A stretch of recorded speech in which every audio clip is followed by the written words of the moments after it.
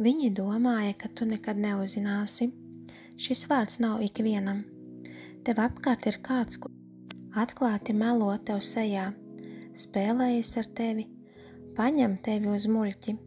Tu spēj atpazīt, kad kāds tev melo, jo Svētais Gars atklāja visu patiesību. Svētais Gars atklāja cilvēkus tev apkārt, kas darbojas netīri. Dievs aptur, lai no tevis neizņem enerģiju, lai nedod viņiem vairāk, kā saņem atpakaļ. Tie dod tev drupatas, spēlējas ar tevi, noliek tevi pēdējā vietā, kad tu tos liec pirmajā vietā. Aprunā tevi, tad, kad tu saki, ka nepieņem tādu izturēšanos, tad viņi to pagriež pret tevi, ka tu esi problēma. Šie cilvēki ir meļi.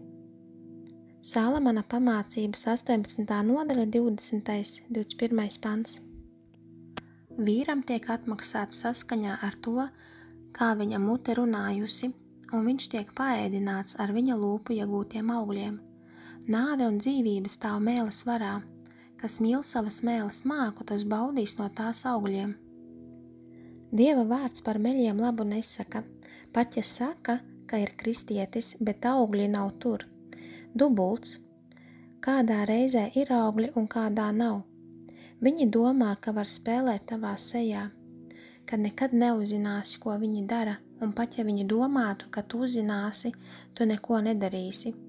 Bet Svētais Gars saka nē. Šajā situācijā nepieļauj, ka ar tevi izturas kā pret atkritumiem, un neturpini to pieņemt. Neļauj iztukšot savu enerģiju. Dievs kādam liek bloķēt šo personu. Tu nespēlēsi jauko cilvēku, kad kāds spēlēs tavā acu priekšā. Tu tāda nebūsi. Tu esi laba kristiete, ar labu sirdi, bet tu neesi atkritumi. Daniela 2. nodaļa 22. pants. Viņš atklāja to, kas bija apslēpts un neziņā tīts. Viņš zina, kas slēpjas tumsā, pie viņa mīt gaisma. Viņam ir jānožēlo. Jātuvojas Jēzum. Kādiem no jums Dievs paņēma no šos cilvēkus, jo sargā tevi, jo šie cilvēki vai cilvēks iztukšo tavu enerģiju. Šis ir izšķirošs moments daudziem. Daudzi no jums ieiet kādā ļoti tiešām lielā notikumā, un ienaidnieks to zina. 1. Pēteru 5:8. Esiet skaidrā prātā, esiet modrīgi. Jūsu pretinieks velns staigā apkārt kā lauva rūgdams un meklē, ko tas varētu aprīt. Šie cilvēki tiek ienaidnieka lietoti, lai nāktu pret tevi.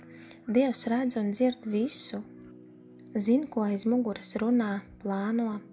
Dievs mīl tevi un cīnās šo cīņu tavā labā par tevi.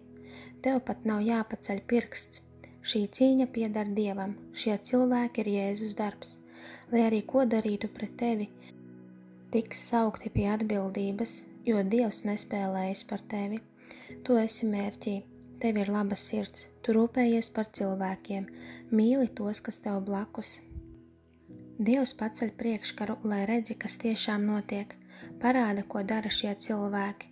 Viņi domāja, ka tiks nepieķerti, ka tu neuzzināsi, bet Svētais Gars tev atklāja, un tu zini tagad, kas notiek, kad tevis nav klāt.